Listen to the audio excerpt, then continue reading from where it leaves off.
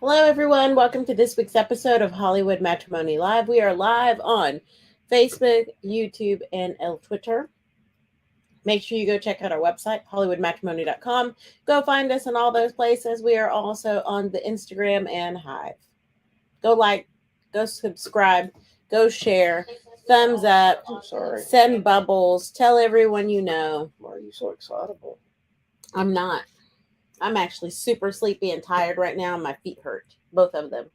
The one that I hurt, and then I kicked today the base of the bag. I kicked it with the other foot. Why would you kick the base of the bag? So now both my feet hurt. Well, that just sounds like a personal problem. And my big toe that I've broken before, that hurt today. Because we were doing all the calf things. So anyhow. I've broken all my toes. Have you? Mm-hmm. That big one really hurt, like right now, because it's going to rain. Oh my, I sound like such an old lady, but that one hurts right now because it's going to rain. So it's arthritic now because of the break. I've broken all my toes, and I do calf races barefooted all the time. What's your problem? I mean, you're obviously way stronger than me. That's clearly obvious. You got bigger bones that are stronger. I don't know. I have great hair right now. You got crazy hair. Thank you for joining us, friends. The hair is awesome. Hope we look okay. We don't. My hair looks like trash. All right. So I have sweaty hair, and then I thought you sleepy. Did hair. you fall asleep? I did. I took a bath before I fell asleep, at least. All right, friends. Let's talk about some movies. Babe, I don't know what you want to talk about first, but here are our options. You jump into whatever you want. I'll tell you. I'll talk about it. Tell me about this thing you went to go see. What is this? This. Oh. So last week they had the Dallas International Film Festival, aka DIFF. And it's basically like a week-long thing they have every year. Oh, excuse me. I've been invited numerous times, or I'm told about it or whatever. I've never actually gone, mostly because it's hard for me to do things in the evening because I teach classes and stuff. And so, like, when we do screenings, all this stuff, I have to find somebody to cover, blah, blah, blah. So I wasn't going to go again this year. Then a good friend of mine called me, and he was coming in from Arkansas to check out the documentary, The Disturbance in the Force, How the Star Wars Holiday Special Happened. Which, if you don't know about the Star Wars Holiday Special... Missing out. That's a whole nother thing. It is a special that aired one time in 1977 that features the original Star Wars cast. It was on ABC, I think. It's like a TV special, legit. Yeah. But TV. It is a train wreck. It is a challenge to get all the way through, even for hardcore Star Wars fans. But you either love it, you hate it, or you have this weird, uncomfortable relationship with it, and you love it for what it is. And, like, I love it for what it is. I can tell you it's trash. It's hard for me to watch as much as I love it, but it's just awesome. And all of it's horribly bad glory. And it's become this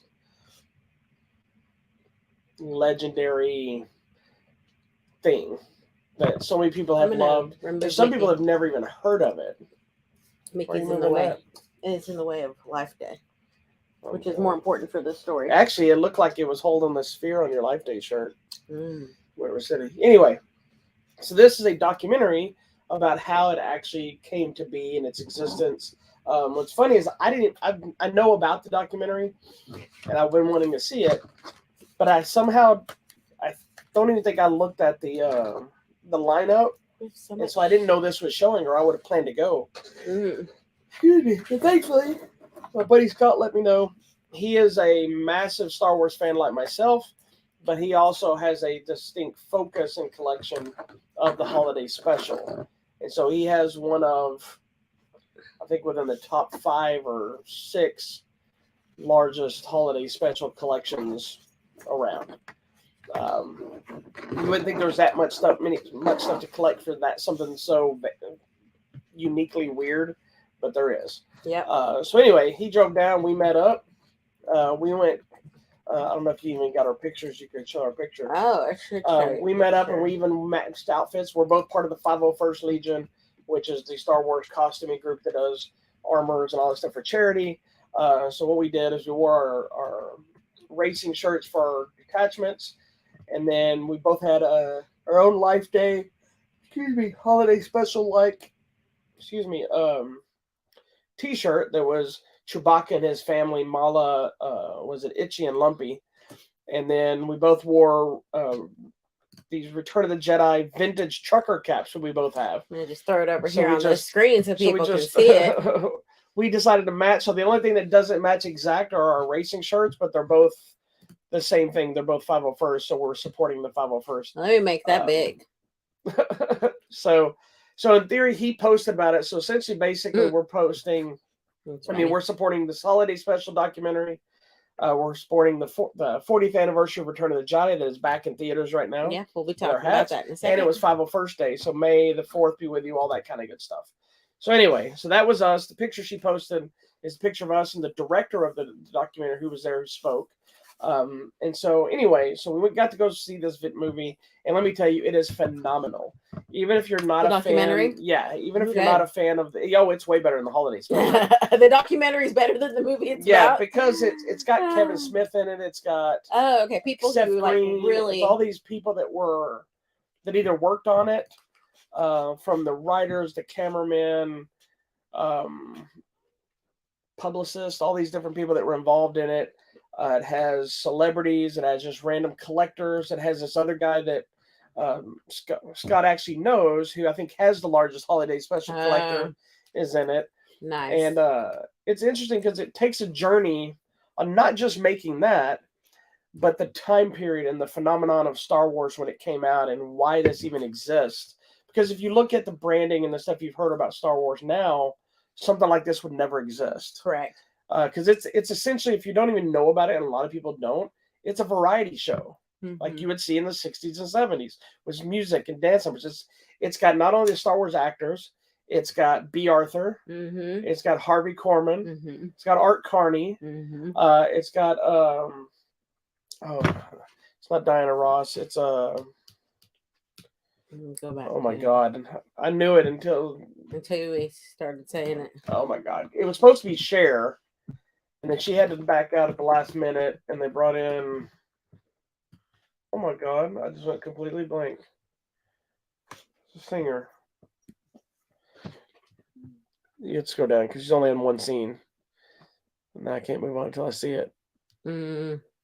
This one? Diane Carroll. Diane Carroll. Thank you, Jesus. Is she the one doing the dance? No, that's a whole series of dance performers. She's singing. She's essentially, and it's one of the funniest moments of the documentary talking about it, because Art Carney's character arrives and brings him gifts. And Itchy is the grandfather. And he essentially hooks him up. And again, this is George Lucas wrote this thing. Or had a treatment for it of some sort, and then he was kind of hands off, right? Because he had gone to shoot Empire Strikes Back, and there's one scene where Carney brings basically a virtual reality helmet and gives it to the grandfather, and he's watching it. Diane Carroll pops on. It's essentially like a porn. She's sitting there talking to him all erotic, and he's like, and then she starts singing a song. It makes no sense.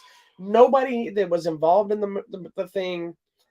Watching the thing, none of it makes any sense. Yeah, and I think too, there are some important things in the special. Oh yeah, that only happen in the special, right? Well, it's funny. Like this. Well, there's two major things that came out of this that became an actual thing. The only thing that's actually probably considered good in it, if as far as visual, is the animated special that. I believe George Lucas wrote the animated special too, and then they had it animated. And it is actually the first appearance of Boba Fett.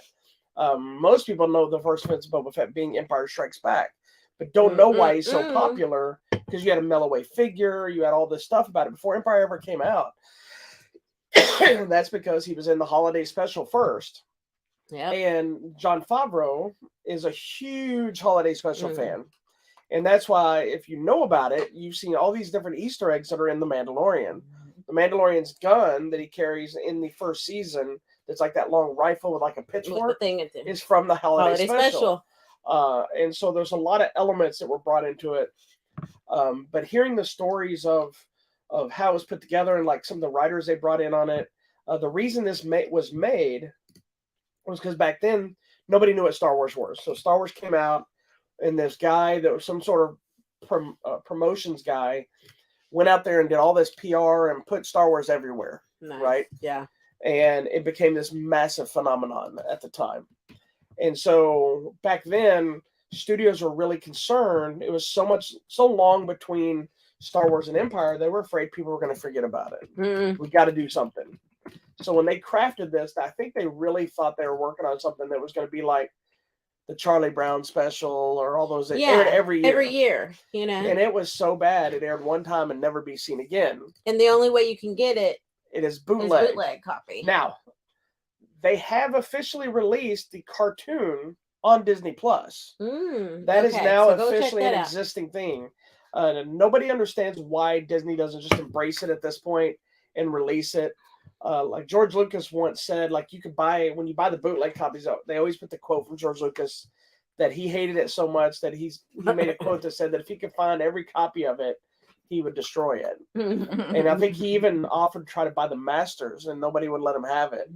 So it exists out there somewhere still, and they could get a really good existing copy. And they, anyway, throughout the, I could go on and on about this, but anyway, through the special, you're hearing interviews and talking about making it and decisions that were made, and some of the writers that they put on it that were heading up it were people that wrote musicals and variety shows. And that's why this is not, they weren't Star Wars people. No. And people that worked on it were not the people were not science fiction fans. They were variety show fans. Like Donnie Osmond's on it in the special, and talking about the Donnie and Marie show when they did that entire with him as Luke and Marie Osmond as Leia and Chris Christopherson was Han. They do an entire stage production, and he goes, "I apologize for what we've done," but that kind of stuff would never happen now. So it's so interesting. And makes the special make so much more sense when you hear this story about it. And you hear people talking about how much they love it and hate it all at the same time. My favorite part of the holiday special is the Chewbacca family and Life Day. Well, Life Day is the other big thing that is now an official thing that's come out of that came out of that thing. I think it is now November 17th. Yeah, it's in the fall. But here's the thing: is when you're watching the holiday special, we're a day in the life with Chewbacca and his family, and they're speaking Wookiee. Oh no! What the special is about is Han is trying to get him home, Chewie home to Life in time for Life Day with his family, and we see his family interacting. Yes. The best thing about this is they're all speaking Wookiee.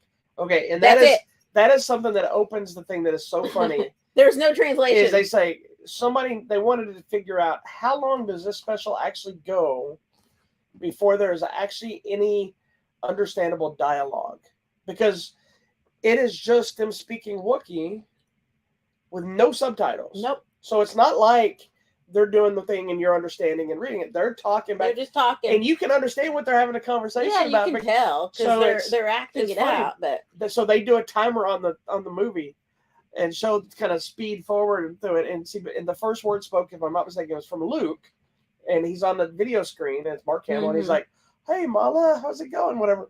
It is almost 10 minutes before a normal piece of language that you understand of any sort happens. It's the best thing I've ever seen.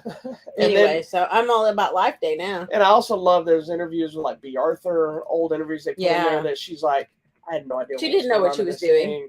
And Harvey Korman, who plays like the four-armed chef and drag, and why are these people in this thing? They didn't know why they were in it either, and it is just a glorious thing. I so wish, Kevin Smith says this in the documentary too, I so wish that they would just embrace it. Yeah, just go for it. It's a piece of Star Wars history now. Love it or hate it.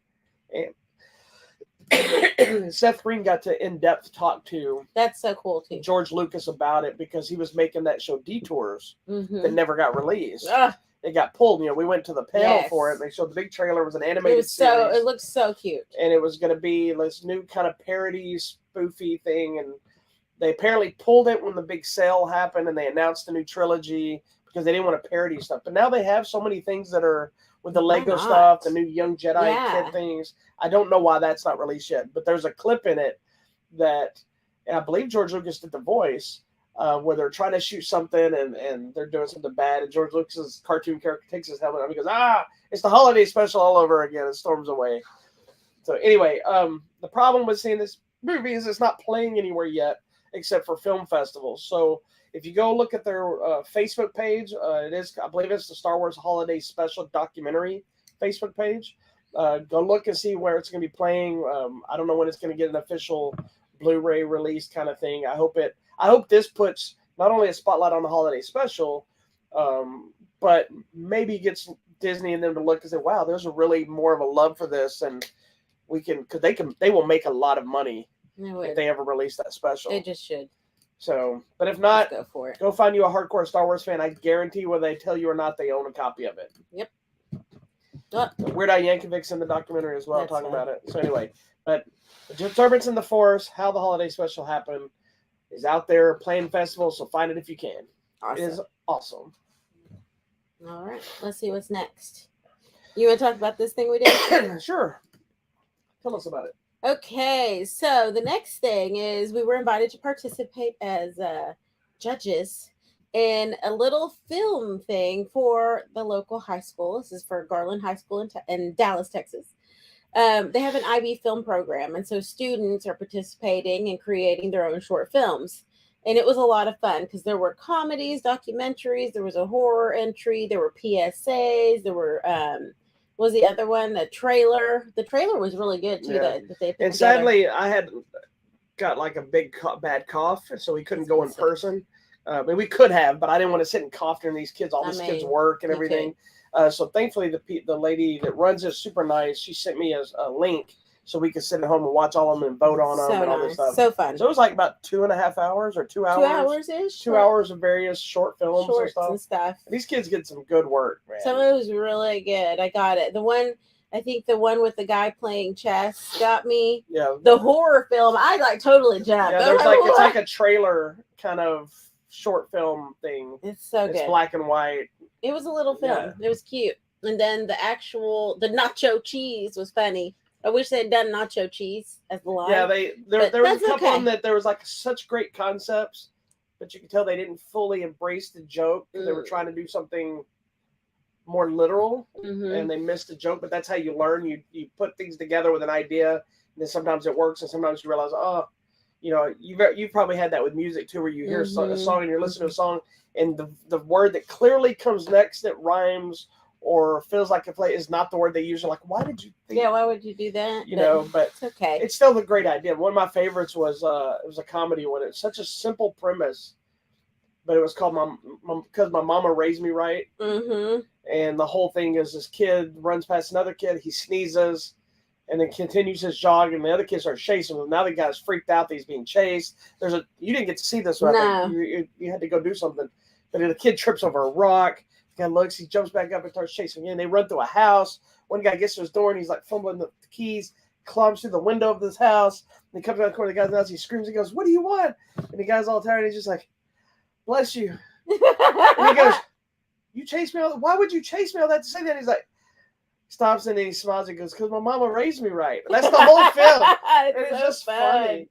But these kids are doing really good work, and I wish that we would have had some of these because we made our own little films when we were married, many years ago, and it's so cool that they're learning to do this and shoot and edit. Well, this is stuff I wanted to do when I was younger. I've talked to you numerous times about a whole movie idea that I had when I was in high school, and I had friends we were going to shoot in. It was a cop and martial arts and serial killers and all these things blurs into this whole thing, and I just didn't have the money, or the equipment to do that. But then me and another friend of mine, his parents bought a film camera, and we shot all this. We have this thing called Showtime Theater that we've been doing, and I didn't tell you, but this is a perfect time to announce it. That in the middle of the conversation the other day, me and a friend of mine were talking about Showtime Theater. We used to shoot documentaries. They were all short form stuff things. Like cooking shows and music videos and news segments and infomercials. So they're stupid,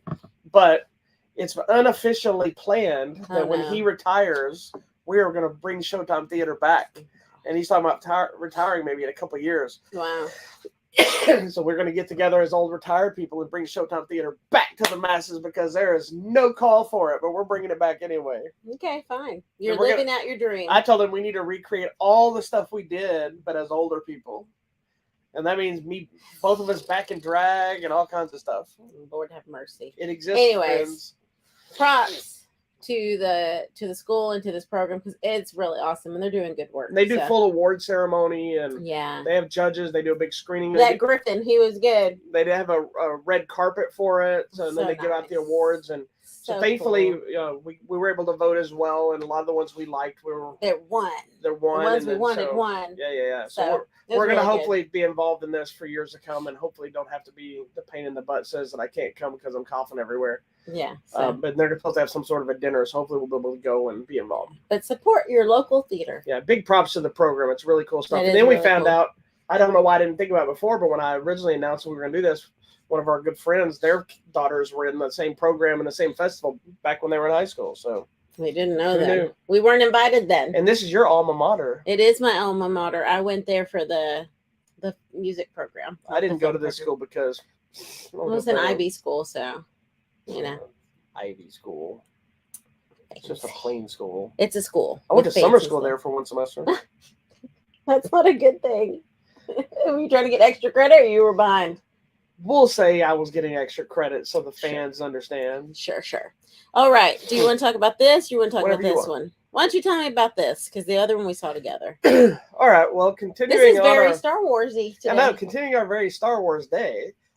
This week, I mean, it was May the 4th, and none of this was actually initially planned. What's funny about it is I'm not okay. So if you don't know, most Star Wars fans, while they will post May the 4th be with you and they'll do May the 4th stuff, May the 4th is not an actual thing. It is a real holiday. It is not. It was created because you get to buy exclusive stuff from Star Wars. Well, they've made it that way now. It's about shopping. Star Wars did not come out in May the 4th. May the 4th was just a pun, and now it's today. Just like it's Star Wars Day. It's May the 4th be with you, and then it's like Revenge of the 5th. You know, and so it's now become a big thing. And Life Day is now. Life Day is actually a thing that Disney celebrates and everything else. So anyway, Joy and harmony. They announced at Celebration that they were bringing Return of the Jedi back to theaters for its 40th anniversary. Put out this really awesome poster that she posted. Cool. That this is one of my biggest upsets of not getting to go to Celebration in London like we were going to, because they did a special screening there for D23 members. Which we are, and they gave this poster there if you went to everybody that attended. As evidenced by Mickey. That's right. I am D23. And they gave this poster to all the people that were in attendance. I'm like, man. Anyway, so I wasn't gonna, didn't think I was gonna have time to go check it out, and finally realized, hey, I can go during the day one day. And yeah. For sure. So I went back and saw Return of the Jedi on the big screen, and thinking, I hope it's good. Now, you said this was the first Star Wars movie. This was the very first Star Wars movie I ever saw in theaters. Did you realize there was a Star Wars before it? I don't think so, because it was 80. It's 40 years, so I was 9. 83. 8. 83. No, I was 9 years old. Okay. So I think I knew of a Star Wars, but I don't honestly remember if I'd ever seen any of them. I think it was a case of my parents took me. They had probably seen the other ones, and I remember going to standing in line. I remember watching it, and I remember the thing blowing up on screen. I'm like, holy hell, what is this? This can't exist. It's not really a thing. And I was like, did you understand they were in space and all that? I did. I understood all of the movie. And what's crazy is I could see the movie and not really missed out on anything before that. Yeah. I just thought it was an adventure or whatever. And obviously, then I went back and I realized, oh, it was Empire. And see, even then, I wasn't into Star Wars. I wasn't into collecting all this stuff. I didn't get to become a massive Star Wars collector until I was an adult. Mm-hmm. I collected the toys and stuff. And I think that was my only knowledge, because my best friend, he had all the Star Wars stuff. So, but I didn't meet him until 4th grade. So that's when my love of the toys and stuff come. I had a few. So I knew of them, but I didn't have every, we were poor. I had a land speeder and a tauntaun. And we had the land speeder. Everybody freaking had the land speeder. And the tauntaun. You just rolled it. Yeah, I had the tauntaun. I had some figures, and I think I had a TIE fighter. And then eventually I got the big Imperial shuttle, and I had my Yoda, which I still have. But anyway, so the more I thought about it, I was like, I have to go see Return of the Jedi, because that's kind of the one I'm connected to. And it was fun. I went seeing on the big screen. I have seen it on the big screen when they released it to special editions. So this is actually my 3rd time again to see it on the big screen. That's pretty cool, though. And it is cool, fun experience to rewatch it, and it also further cemented my stance on Luke's behavior in The Last Jedi. That's what I was going to ask you. Is there any new inside of the movie, like a new thing of the movie that got you It's this not. time? It's not new. It's just it reminded Reinforced me. that- Yeah, because excuse me. There's something about watching the big screen where you pay more attention. And then when you're watching it at home, you're just enjoying watching Star Wars because you've seen it so many times. You're just letting it play. You don't mind getting up and walking out of the room and coming back. And one of my arguments with The Last Jedi is it's not about love or hate of the movie. It's the behavior of Luke. And people saying Luke would never act like that, and that's not Luke. That's so un-Jedi, and blah blah blah. And I can agree on some point. I even know Mark Hamill complained about it, but everything Luke does in this movie and his behavior through the whole series, to me, made it make total sense the way he acted. Because in this movie, spoiler alert for a movie that's 40 years old, there was a whole thing with the Emperor saying, give in to your hate and your anger and whatever. Because through the whole series, Luke has been a whiner and a complainer and questioning everything and not, never fully embraced anything. Something happened, it's not me, why me? Yoda said you're too young to be trained. You don't focus. You're always thinking of something else, whatever. And so in this movie, the Emperor's like, give in to your hate and strike me down. And Luke tries to kill him. The only reason he doesn't is because Vader stops him. He didn't stop him because, no. I'm talking about before that, before the throwing. He's standing there and he's watching his friends get destroyed outside in space battle. And Luke takes his lightsaber and he swings it at the Emperor's face. And he's blocked by Vader. Had Vader not blocked him, he would have killed the Emperor and gone to the dark side. Yeah. And then later on, when Vader mentions Leia, he gets pissy and he goes crazy, beating him with the lightsaber, cuts his hand off, keeps beating him. And it's only then when the Emperor interrupts him that he then kind of calms down a little bit and then reins it back in again. So he had, from the very beginning, the pull towards that direction. And so you've seen him in The Last Jedi, again, it's not about loving or hating the movie. His behavior of it happened again with Ben totally makes sense for him to say, you know what, I keep doing this. I got to cut myself off and get away from her. I'm a danger to everyone. So that's my argument. If you don't believe it, that's your business. It's fine, because I know other people have commented when I posted about it that had their own vision. Well, I think he did this and this and that. Listen, you're welcome to think that. I just don't agree with you. I think this totally makes sense to me. So anyway, I just walked out of a movie that I'd seen 1 billion times with a new epiphany of something that I already had been thinking, but after focusing more on it, reinforced the idea for you. It just made The Last Jedi even better for me. Because I'll tell this publicly to anybody. I love every single thing Star Wars that's ever come out. I see flaws in certain things. I don't like certain elements, but there is not anything that's come out, holiday special included, that I do not love its existence. So you can whine and complain, this new trilogy hater, rape my childhood, and I'll tell you to go F yourself. I love all of it. It is what it is. There's a difference between a fan of everything and just want to complain about everything. Yeah, that's true too. And the worst fans of Star Wars are the fans of Star Wars. Yeah, they're haters. So they really are. Anyway, Return of the Jedi, I don't think it's in theaters anymore. I think it was 1 week only. I think it was a 1 week only thing, but if you get lucky and you still find it showing somewhere, go watch it. Because it actually did really well. They said it was actually, for only being in like 500 theaters or something, they said it was making a pretty hefty amount of money. So it was holding its own. Good. That sounds good. All right. Now we're going to talk about this thing right here. Oh, goodness, friends. Such a weird choice. Of just this movie. Okay, guys. This movie right here, this is called Unicorn Wars. And wow. Just wow. Let me tell you. It says, for ages, the teddy bears have been in an ancestral war with their sworn enemies, the unicorns. So there is a prophecy about a victory coming in the coming years or whatever. So they're out there fighting what they believe to be a religious holy war to exterminate the unicorns, because then the prophecy of new life and peace and whatever will come true. That's what you need to know. And I want you to look at that imagery. Look at it. And when you see this, your first instinct is going to think this is like a silly little kiddie movie. This probably has some action and adventure, but it's probably goofy. And it is. But it is very much not a children's movie. This is not a children's movie. Please know that. even though it has G Kids is one of the. Well, and I looked up. I knew about G Kids, but they put out a lot of anime and stuff too. So Yeah, they, but they this is not. it is in a very small print on the back. It says not rated. Features graphic violence and thematic elements recommended for adults only. And it is very much. They waste no time right at the beginning showing you a little bit of nudity. You see little tiny teddy bear penises. Teddy bear parts. Not because they're doing anything sexual. They're in the showers. They're cleaning up at the barracks. They're soldiers. And the director took inspiration from Platoon and Apocalypse Now and Full Metal Jacket. I was very much Full Metal Jacket in this because in your cast of characters is a group of twin white bears.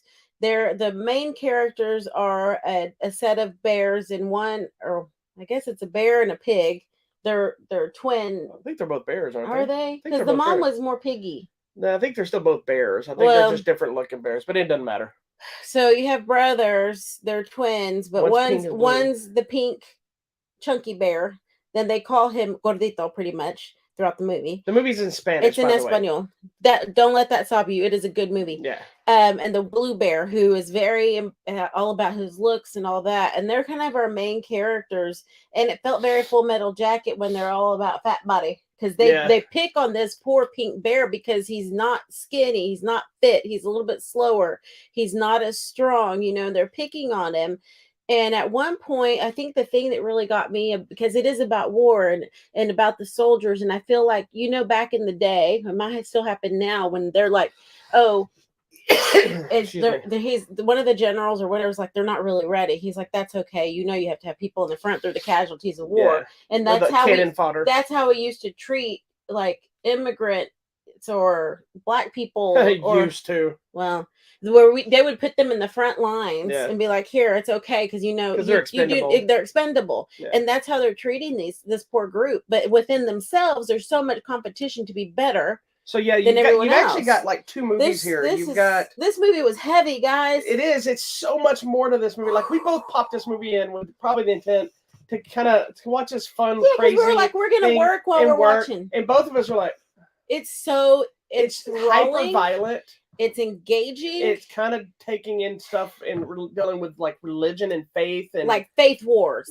Faith war, faith-based war, and what's done in the name of religion, which we've seen over and over. It's got some elements that are reminiscent of like Bambi, the Care Bears. There's so many things that are infused in this thing that should not have any business working, and it's a phenomenal movie, man. And it's so impactful. It is. And then you see the vivid colors and stuff, and so it kind of pulls you in. It's beautiful to look at. But then suddenly it's like blood and guts. And I'm talking like when you see the war, one of the maiden wars between the unicorns, they're like, the unicorns are all black, and so they're kind of dark, and so they play on the mythos of if you've ever really listened to how unicorns are really supposed. I didn't know that. Supposedly we have the unicorns that the masses have always talked about, which are fun little girl loves unicorns and fantasy and rainbows and all this stuff, My Little Ponies and whatever that kind of stuff. And then you have the D&D and the fantasy version of unicorns that are the most violent, dangerous creatures out there, and they kind of fuse. So this movie also made me think a lot of that movie, The Last Unicorn, but with the darknesses of it and the visuals. And so when these unicorns are like spearing people with their horn and blood is spewing, and people are getting legs chopped off and murdered, people hanging themselves. I mean, and there's a lot of crap here, man. And drug use. It's heavy. Yeah, drug use. And then I think even too, that whole thing at one point, like this guy is just, one of the bears is so delirious and crazy from the war, he ends up hurting one of his own people. It gets pretty graphic, but he's out of his mind. These people are pushed so hard. The general dude is just like pushing and pushing, and to the point there's the Padres with them, because holy war, and he's like, you can't do this, and he's like, this is my war, God doesn't exist here, this is me. And I'm just like, whoa, dude. And the poor Padre gets attacked. This movie is way too deep to be the movie that it is. We can't even tell you everything. Honestly, I'm not gonna lie. Like, I got this. I requested this when I got the PR thing about it, and I was like, This movie looks just like it's beginning silly. What the? Bambi meets Full Metal Jacket. Yeah. Hells I'm like, yeah. I saw it. I'm like, this movie's just gonna be ridiculous. So I want to see this movie. But this is not the movie I thought we were gonna watch. And No. I would have never Don't get me wrong. I love any kind of animation, whether it's for little kids or for adults. Brilliant. I give it all a chance. Obviously, there's some that I can't get through. Like she watches the freaking Bubble Guppies. I can't stand that show. But I appreciate what it's doing for small children and apparently They're some learning adults. numbers. And... but I find like Bluey, watching my granddaughter, I find that entertaining. Bluey. And then I love, SpongeBob and all this other stuff. So I give anything a chance. But even more, a lot of the adult ones, I'm not big into big anime anymore. But I didn't expect the depth this thing had about the ramifications of war on people's psyche, on life, on betrayal. Like, there's a great scene that I want to. Hopefully, people see this movie. I hope you see it. But I don't want to spoil it. But there's a great scene where this one character has clearly changed from the beginning to where they're at now, and they're not seeing eye to eye with something, and just it caught me by surprise to the point where like she got up and left the room, letting the dogs out or something. And I'm like, whoa! And I had to pause it because the guy comes in and he's just like, and something happens, and it's like. You don't really see that. It's one of those twists that you see with betrayal that you don't always see in a live action movie. And in this, you don't even see much, but it shows some very subliminal kind of thing. I'm like, you got to see what's about to happen. And she goes, what? She comes in and she was all excited. And she goes, what? And I'm like, holy crap, man. It's such a good movie. For being an animated thing with all these beautiful, vivid colors, it really is about the horrors of war, the emotional toll, PTSD, families being broken up because of the war, what's done in the name of religion. And then too, if you look at it just between these two things, like the bears and the unicorns, you never really know why they hate each other other than the prophecies of this and that. But it even plays into the Cain and Abel type mythos. But it's the ending is one that I think that's kind of leave you talking because it's almost like a metaphor to real life. Yeah, because it's like, okay, these two things may wipe each other out or whatever, but then guess what? Life continues. Yeah. So what was the point in the end of all of this and you and your family and your brother or whoever not seeing eye to eye through the entire thing? What for? It doesn't matter. So, yeah. I mean, it's about the craziness of war, really. I mean, this movie should not be this deep. Look at the picture. This movie might end up in one of my top 10 this year. I think it's on my top 10 right now. It's not a movie that should even matter, man. It's amazing. But it is so good and deep so and violent. Deep and it's so impactful. One of those things that uses the beauty of the visuals coupled with the horrific nature of what's actually going on to show you how you can easily be manipulated. Yes. You're seeing one thing, but something else is actually happening. You're watching all these bright colored bears running around and they're cutesy and whatever, but they're knifing each other and they're killing something else. And you're realizing you're watching this beautiful, horrific thing happen, and it's life. And it should not be. And that's what we do to each other. In the form of this ridiculous movie, and this movie is awesome, and I highly recommend it. Yeah, but that's what we do to each other. We destroy life for no reason. I love this quote from somebody on the back that says, "Beautiful and hypnotic, horrifying and nightmare-inducing." Mm-hmm. It is a great movie, man. Yep. This is the kind of movie I would have normally thought I would have gotten, I would have reviewed, and I would have thrown it in a pile to sell it. This is a movie I am keeping because I love this movie. Yeah, this one. So I told you all the quotes from Bambi meets Full Metal Jacket. Full Metal Jacket meets Care Bears of War. Yeah. And this other one's like colorful, violent war. Yep. That's what it is. So Unicorn Wars will be coming out this week on Blu-ray and DVD from Shout Factory. Shout. And G Kids. Don't let G Kids fool you. They put out anime and all kind of stuff. So it's a really impactful story. I'm glad we watched it. Moving on. It's crazy, but I'm glad. Okay, next. This is our big one. Oh, is this the last one? This is the last one, friends. All right. So this week they had another movie in this. Little movie. You may not have ever heard of the Marvel Cinematic Universe, but it's the final outing for the Guardians of the Galaxy, aptly titled Guardians of the Galaxy Volume 3. So we, as usual, because we love a good marathon. Who doesn't? We did a Guardians marathon. So we focus on anything Guardians related. So we dived into Guardians 1, Guardians 2, Infinity War, Endgame, the holiday special. We didn't end up rewatching the group mini episodes, but we were going to. We just didn't have time. But that way, at the time there. we had any information for the Guardians that we might have needed. And let me tell you, you need all of it. You need to remember everything. The only movie thing we didn't watch again was Thor: Love and Thunder, but it's really just the Guardians dropping off Thor, and it doesn't really play into the rest of the movie. So I think you need to see that holiday special like this from that played on Christmas last year. It's important to the story. It is. To just know where they're even at physically. Yeah, I mean, it plays into that. There's characters from that show up. There's little Easter eggs. Mm-hmm. What were you thinking? The wheel stopped for a second. No, the wheels didn't stop. I stopped. I'm not that old yet. But no, I'm trying to think. No, I think this might be my favorite of the entire Guardians franchise. Yeah. Okay. I'm just debating. So basically, the news story here is we've caught up with the Guardians. They've all been through a ton of crap now. Like any of the other Marvel movies, they've been running around in space with Thor. They've gotten rid of Thor. Then the Christmas special, they've all settled on nowhere. Which is where the Collector was in Guardians 1 or 2? I think 1. In 1, yeah. When they went in 1, was big floating Titan head, and they're dealing with all the different losses from the Infinity War stuff. They're dealing with Gamora being killed. Now we have Gamora that was actually from the past, but she's not the same Gamora because she doesn't have the same mental capacity of memories and everything. And so we're kind of a broken Guardians. Yeah. They're all kind of doing their own thing and, whatever. What I find interesting in this movie is actually more of Rocket's story than anything else.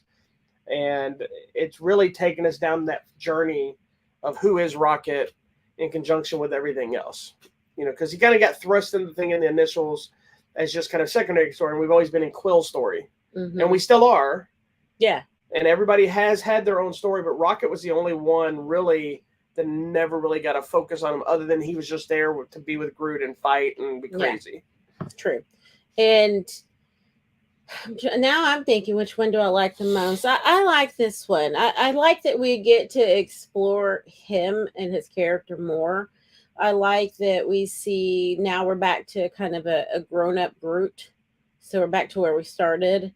But I like that we've enveloped in our world now, which you see on the poster, Gamora, the dog, Cosmo, and then the new captain, Kraglin, who was on the Sean Gunn, James Gunn's brother in real life. I mean, we've our family unit here has grown a little bit, and the people on Nowhere as well have embraced this whole thing, and so I like that. Like it's grown and it feels stable. Yeah, and the Guardians are a thing now. Yes. It's not just correct. This ragtag group of people. They're now Nowhere's now the home base of the Guardians of the Galaxy. They're legit called the Guardians of the Galaxy because they've saved the galaxy twice now, So I liked that part of it, and we know everyone's kind of stable in where they are. I think my favorite thing is the friendship between Mantis and Drax. Which has always been this uncomfortable, awkward thing. But now we see they're like best friends. Yeah, but it's still the same relationship, but they are. You can tell they love each other. And you have to see Holiday Special to really get it. Yeah, I was going to wonder if you caught that. Remember, in the Holiday Special, they had the same argument about the Zagnut thing. And they have another argument about it in this one. Where she's like, why didn't you save any Zagnuts? He's like, there aren't anymore. And then he's one more. I mean, because it's the same thing that they keep. But it's totally like they are best friends. Well, I like, too, there's an element, and we're trying to be as spoiler-free as we can. But there's an element, too, where they deal with really on what Drax's purpose of the team is. And because, he's always been kind of comedy relief. He's big, he's strong, he's violent. But he's always been kind of treated like a buffoon to the group. Not in a bad way, but like that. Remember, his people are very literal. They don't have... He almost is like the person on the spectrum. Yes. Like he has autism kind of mentality where he speaks. Is great, Yeah, he speaks literal. Whatever he says is what it is. Yes. And in this one, you actually find kind of what his real purpose is. And Yes. it's really not heartbreaking, but heartwarming. Heartwarming. I totally cried when they're like, "Oh, you're going to be this." And I'm because like, if you don't know, sense. his name is actually Drax the Destroyer. Correct. And so they use that term. It's like, I don't think you're meant to be a destroyer. You know, and they twist it to you're something else. You're meant to be Drax the whatever. And I'm like, oh. It was such. And the same thing with Rocket is they're finally. Oh my gosh, I was crying all over the place because of Rocket. Now I will say that there's a little bit of dark heaviness, body horror kind of stuff because they're dealing with the experiments on these animals, and so that's another thing I've seen somebody else talk about that. Like if you have issues with, there's nothing horrific done to animals in a way that's like graphic. But you're seeing, you know what? But I'm glad they're showing it and putting it on camera because we got to stop doing that crap. Yeah, there's like experimenting. I don't see a need anymore with as advanced as our science is to be testing products on animals. And speaking of which, there's something I got to tell you after this. Remind me about experimenting. I mean, get people to volunteer, and if their face is like, "Oh, this because of the cream," well, then don't use it. But why are we using poor animals? They're helpless. They don't have anything. Sorry, PSA. But the movie is I think it's this series has always been the kind of the comedy series of all the Marvel movies, but it's always also seemed to dive into the heavier stuff because you're dealing with Quill's mom dying of cancer, and then his own loneliness and loss in the galaxy, and the family dynamic. And this is like the Fast and Furious of the Guardians. It's all about family. Pun intended, since Vin Diesel's in the movie. Yep. But I really, really love this movie because it goes in a lot of places, but their whole mission is so more intimate instead of just let's save the galaxy. This is an intimate mission. Yeah. That happens to be trying to save the galaxy again because that's your job, but it's connected to something that's way more personal. Correct. And I think the other layer to me was the guy, you see the guy in the trailer, the main bad guy dude. High evolutionary is the character. So I'm not a fan of that villain anyway. But do you know that idea that everything should be my way? It should be perfect. It should be this. Otherwise, I don't like it. I think he is the most unhinged Marvel villain we've had. Yes, but you know what I was thinking? There are people that are like that. Like if you are not specifically like me or what I want, you're no good. It's called a racist. Yeah, but it's not just always about race. I'm watching these stupid matchmaking shows on reality TV, and it's like if the girl does not have blue eyes, but she has to be Middle Eastern. I'm like, what the heck are you gonna get? How are you gonna find that Middle Eastern one with blue eyes? I mean, it's possible, but dang. They play the one quote from Rocket in the trailer that talks about how he, the high evolutionary says something. He's like, I was trying to make things better, and he was like, his quote is something to the extent of, he goes, "You're not trying to make things better. You just didn't like the way things were." Right. And so it's the exact thing you're saying. It's like, I don't like it because that wall is green. Right. It's the mentality of I'm going to repaint because I don't like the wall. You're not trying to make the wall better. You're trying to make it to what you want. What you want. And I think what's interesting throughout the movie is we see different species and planets and things kind of related to this whole high evolutionary guy and what he's done. And it made me mad. He made me so mad. Because if one thing was off, he's like, well, now I got to start all over. And I loved him. I know you don't know this, but he was one of the main characters in The Peacemaker, that actor. Yeah. And James Gunn did that show as well. And so when they announced he was going to be playing the high evolutionary, I was like, first of all. Chukwundi Iwuji. Yeah, I was like, first of all, really, we're going to use the high evolutionary? And then second of all, the guy was like, I like the guy, but I don't know if I could see him fitting, but he fitting perfectly. I really dug it. And the makeup on him was great. Yeah, I was surprised they actually revealed it more because you see him there, you can tell his face is kind of pulled, and I didn't expect it to be as graphic as what they revealed. It was really good. This movie, I think, did a lot of things that Marvel hasn't done yet. It had, I believe, its very first F-bomb because there was a big press thing about that Chris Pratt was talking about how he got to see Marvel's first F-bomb, and then there was some graphic stuff, horrific kind of stuff. There was it was a little dark there for a little bit. I mean, there's this, I can't tell you what it is, but early Rocket scene, and then suddenly and you're like, ooh, like we just did that. And I'm sure there's kids watching. That's going to be impactful. This is a heavier Marvel movie. It's heavy. while still being a fun movie. Some of it's lighthearted and stuff, but overall it's pretty And they heavy. went all in on the action. Like, they have a hallway fight scene that every one of the Guardians are involved in. It's probably the best action sequence that they've definitely done in one of the Guardians movies, but might be up there in the Marvel movies, in my opinion, the way it was handled. And because there's that one cool thing where Gamora does this one thing, and then she's like slides under and does this thing, and I'm just like, "Woo, girl, look at your sword work! It's awesome. Amazing." Chloe, and I know Chloe Bruce usually does her. Oh, really? They work hard, yeah. Anyway, so I love the movie. I will forever keep bringing this back up. I was one of the biggest. You did not want. You were just Guardian. Like, this is dumb. Well, first of all, I was a fan of Guardians of the Galaxy, the comic, the Jim Valentino era, but that was not Star-Lord and all them. Well, maybe he was in it, but anyway, it was a whole different group. But Mr. Lord, just call me Star-Lord. But it was not a thing that I thought would ever work on film because it was so out there. Yeah. You know, and like watching this movie now, there's so many weird like worlds they deal with. Like they go to this one, and the whole thing is like flashy, organic. Yeah, it's organic. And it's really weird, and it's just like it shouldn't work. Like they're running around in spacesuits looking like Teletubbies. It should not work. Yeah. But it all works for this universe, and I stand absolutely corrected. I loved every one of the Guardians movies, even when they're flaws, and it's one of my favorite franchises within the Marvel universe. Yeah. It is sad knowing that they're done. There are some elements that we're going to still see in the future, but as a whole, I know they're finished. Dave Bautista has said that, you know, he's kind of done playing Drax.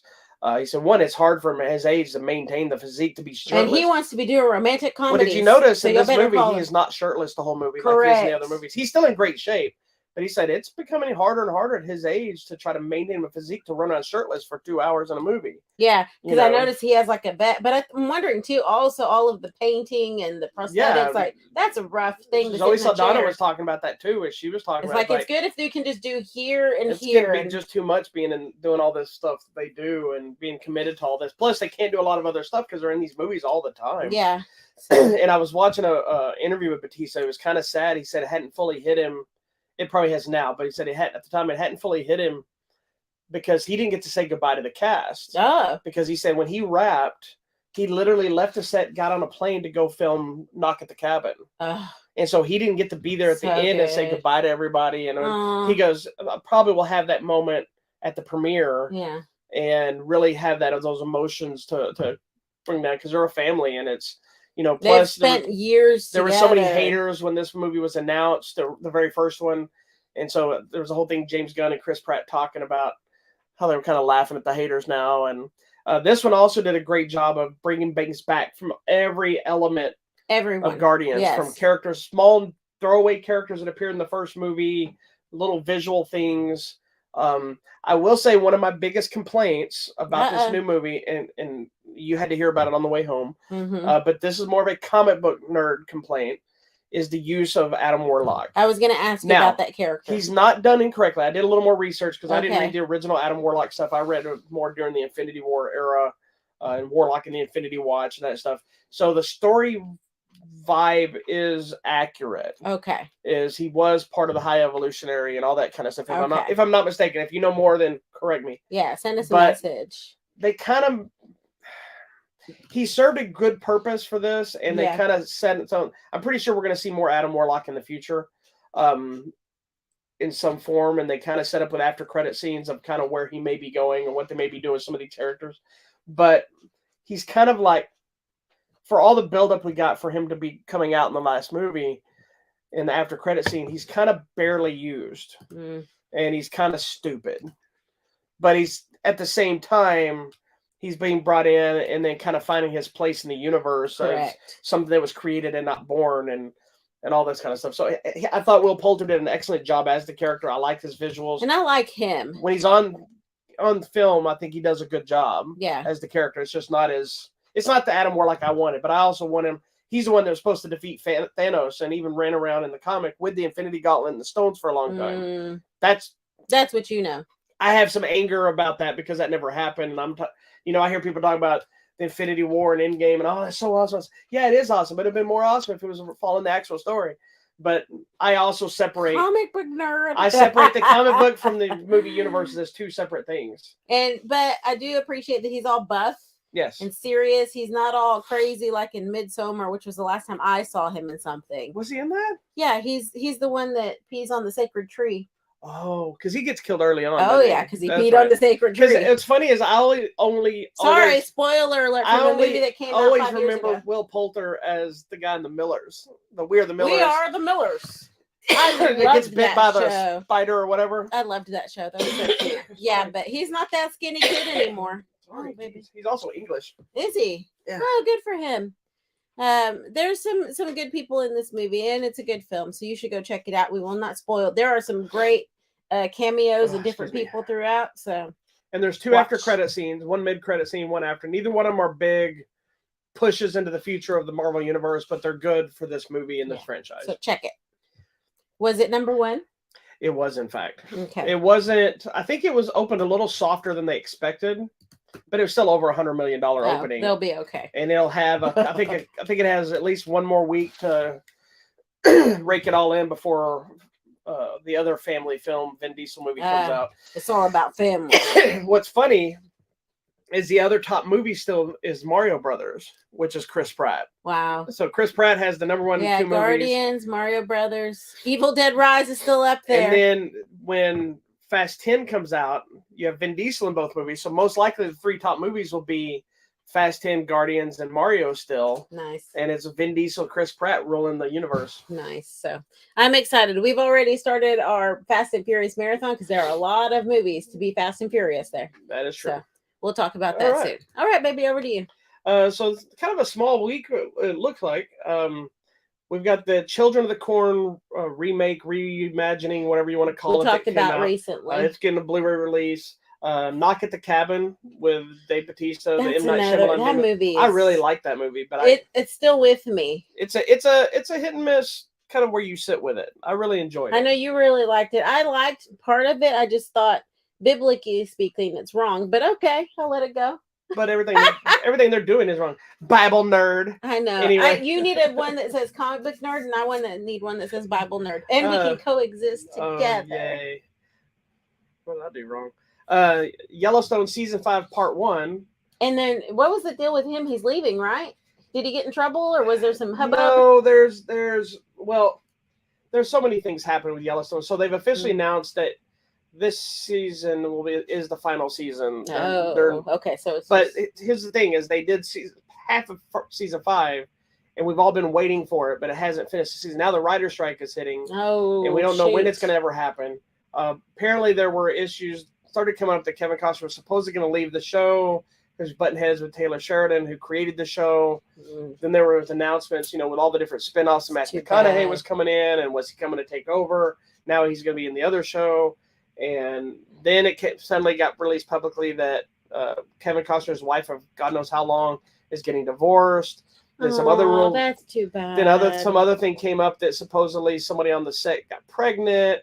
And I don't know if that was even true or if somebody made that story up, because now they're talking about, is that the reason for the divorce? Did he knock up some horrible? I don't know. That part I've never seen. That's none of our business anyway. It sounds like, I hate when they do that. It sounds like his marital issues and him leaving the show were all kind of partially to get to thing, but then his butting heads. So I don't know. They've never really fully submitted, but they have announced. I feel bad that these people's lives is just out there for display, because I mean, it's hard to maintain a relationship just, in life. You got to work at it.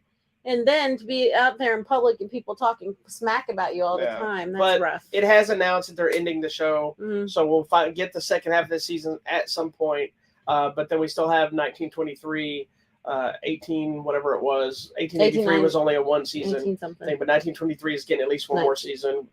And then we have the 4 6s is supposed to be coming out, and I think that's where Matthew McConaughey is going to go. And I'm assuming I think he'll be good. He's a cowboy. He's a rugged cowboy guy. But also one of the main characters from Yellowstone in the show. That's how they introduced that ranch. Is he got sent there because he was making mistakes, and that's the ranch you go to learn to be a real cowboy. And so he went there. Then when he got brought back, he's like, had met a girl and kind of found his place. He goes, I want to be there. And so they sent him. So he's going to be the star in that other show. Okay. And then I'm assuming some of these other regulars that are going to be there will probably be somehow involved. All involved over there. I can't imagine it's going to disappear everybody. We'll see. Anyway, Sorry. also they're releasing the Superman 1978 to 1987 collection on 4K in this beautiful box set. It's all the Christopher Reeve Superman movies, including both Superman 2 and Superman 2: The Donner Cut, which is actually a shorter movie, but it's kind of put together in the way it was meant to be seen for his perspective. This is Superman to me. Yeah, this is what I grew up with. Here's my issue with these movies. I'm going to write my official review. I like this one. Don't get me wrong. I've been working That's part 2, I think. Yeah, it's part 2. Don't get me wrong. I love these movies, but I just don't think they're that good. Like, even when I saw them when I was a kid, I was mesmerized that I'm seeing a superhero come to life. Yeah. But then at the same time, these are like watching the 60s Batman show to me. Yeah. They're just like... Do they feel dated? Yeah, I just finished watching... We watch these all the time because my dad loved Christopher Reeve. And I watched them all the time growing up. Don't get me wrong. I'm not bashing it. Yeah. Like, I don't hate Christopher Reeve. He was a great Superman. But I think when you see Superman now, like what we're able to do, it's like well, and I also think Henry Cavill is a way better Superman than of all of them. But I also have comic book issues with this because they have Superman doing stuff that he couldn't do in the comics. You know, like when he's kissing her and erasing her mind. I'm like, what the hell? When did that happen? It was a special stone from the palette. And it's just like I just finished rewatching the original movie, and I heard the score. You know what? The score is beautiful. Well, you didn't hear the first one. You heard. I had started watching Superman 2 before I fell asleep. I'm just telling you that score is beautiful. And if I'm not mistaken, it's Williams, right? John Williams. If I'm not mistaken, the original Superman movie and Superman 2 were shot back to back. Okay. That's why there's that connection of the Zod and all that in the first movie that you don't see anything else for. I just want us to dress up like them. Oh, like Zod and Ursa and all them. Yeah. But you're gonna be the guys. Thanks. I want to be whatever is the bad guy in the fourth movie that everybody hates. I think Christopher Reeve directed the fourth one. It was all about the environment and and don't get me wrong, I enjoy all of them. I don't think they're that great, but I do love them. They're good. It's important though. There's a nostalgia love for them. I'm also not a massive Superman fan, so that might play into it as well. It's like my go-to is not like, oh, I can't wait for more Superman. I'm more of I love Batman more than Superman, but I actually love more of the other stuff than that anyway. Anyway, this set's coming out, and if you go to our website, HollywoodMatrimony.com, we're actually giving away one of these sets. Wow. So only the whole thing? No, we're just going to give you a Superman. Wow. No, yeah, I mean, so that's we're giving a big box set giveaway. away. Yes, wow. A whole box set. Cool. Okay, go to the website. For anybody that does love it, you can have that. It's really cool. And that's pretty much it of the big release stuff this year. Oh, well, Unicorn Wars is coming out. Mm-hmm. You know what? I'm not even ready. I'm over here just like, talking trash. Talking the trash. Tiger Cage collection is also coming out, which was a martial arts stuff that actually has Donnie Yen in it and some other stuff.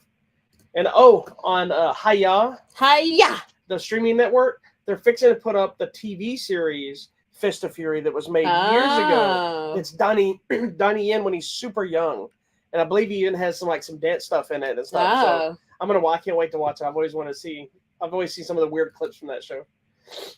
Anyway, go ahead. What's coming out, sister? Okay, so coming out on Tuesday, Video Demanded Digital. It's a movie called The Curse of Wolf Mountain. It's a boy that begins to have dreams about when his parents were killed, and he decides to go back to the mountain, to the mysterious woods where they were killed. And of course, craziness ensues. Also coming out on Video Demand and Digital. This looks interesting. It's a movie called The Tutor. No, the tutor starts to become or develop an obsession with his student. The tutor becomes the teacher. Yeah, so it's going to be really interesting. And then coming out Friday, we go straight to Friday. Like there's nothing else happening. That's not a big release week. Yeah. In theaters, Knights of the Zodiac looks interesting. Oh, that's like an anime live action. Yeah, it looks kind of interesting because of the costumes and stuff. It's supposedly someone's reincarnated as a goddess that's been sent to watch over humanity. So Knights of the Zodiac. Also coming out in theaters, Hypnotic, which is the one I know you want to see, the Ben Affleck. Robert Rodriguez. Yeah, movie. Robert Rodriguez. So that's going to be interesting. I'm looking forward to this. Book Club, The Next Chapter. This is the second film in that series. So please watch the first one before you watch this one. Coming to Prime Video. This seems really fast. The movie Air is already being released. We saw it recently. It's the one about the Air Jordans. So check that out. The Netflix movie of the week is a movie called Black Knight. It's a dystopian future where humanity depends on the Black Knights to save them. So we'll see what that's about. Also coming out to Netflix, a movie called The Mother. This is a Jennifer Lopez movie. It's protecting this is her like an daughter action flick. from an assassin. It's reminding me of that other one where the husband comes to take her and her daughter, and she has to fight back or whatever. It kind of reminds me of that. The Disney Plus movie this week is called Crater. It's a coming of age story about these kids on a lunar colony and his 4 friends. Will we be seeing this? That is the one that I'm interviewing people about, so I do have it for us to watch. The movie is called Blackberry. I need to watch it tonight because I need to let's watch it. I'm interviewing. Movie's called Blackberry. I loved my Blackberry. Okay, for those who are not from years ago, there was be from this planet. No, there was a phone, and it was a little shorter than this, and it had a clicky keyboard. It was called a Query keyboard, and it was a Blackberry telephone, and it was like the most advanced thing you could have, and mostly business people used it. So it's all about that. This is interesting. The new documentary. This just popped up. So that's what Adam Warlock's supposed to look like. Oh, okay. That's Drax. Oh. Coming to Apple TV Plus, it's a new documentary about Michael J. Fox. It's called Still, a Michael J. Fox movie. That as well. So we'll be watching that. Also coming out on Apple TV Plus, a movie called Monica. Monica returns home to care for her mother, who she hasn't seen in a long time. So we'll be watching that because it's on Apple TV. And I think that's it for this week. Awesome. Well, let's jump into our giveaways. Okay, let me get to we have a couple that are fixing to end, so you need to get with it. As I mentioned, we have the Superman full box set collection. We only have one of those to give away, so I'm going to hold on to it probably till Wednesday, Thursday next week. Then I'll pick a winner. Enter right so away. Get your entries in there. Make sure you're emailing your entries in. I don't always see them. If I try to collect them, if I see people post them on Facebook or Twitter and all that stuff, if they write it in, I try to add it to the mix, but I don't always see them. So please make sure you get your entries in. We have copies of Champions, the Woody Harrelson movie about the basketball team, which was fantastic. So good. I still have one copy left of Cool Hand Luke on 4K. We have one more code left of Ant-Man and the Wasp Quantum Mania. It is a digital release. So we have one code left I'll be giving out. I've given out all the other ones already. So check your emails if you haven't seen it yet. We have the movie Unwelcome that we'll be talking about next week. Copies of that giveaway. It's a new horror film. And I have 1 or 2 more copies of Magic Mike's Last Dance to give out. So get your entries in there. Sometimes I'll let them run a little bit longer because I have extra copies or I expect something else to come in. You can always know if it's still working either. If you go look at the contest and the image is gone, the contest is over. Mm-hmm. But if you click on it and it doesn't work, that's probably mean it's over too and haven't been able to update it just yet. Like we did that with the passes and all that stuff. So pay attention, especially to Quantum Mania. Once that last code's gone, it'll be deactivated until the next contest pops up to take its place. There you go. All right. So here it is, still wrapped in plastic. It can be yours. Fancy. Right now, it's flying away. Aw. Well, thank you so much, guys, for watching this week's show. Make sure you check out our website, HollywoodMatrimony.com. Click on the contest button for free stuff. Go find us on Facebook, Instagram, Twitter, YouTube, and Hive. Go like, subscribe, share, all those things. Send hearts, send bubbles. You feel free to send money if you want to. Ooh, I'm not going to tell you now. I'll accept it. There you go. All right.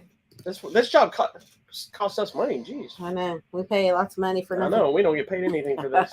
Thank you so much for watching. We will see you next week. Peace out.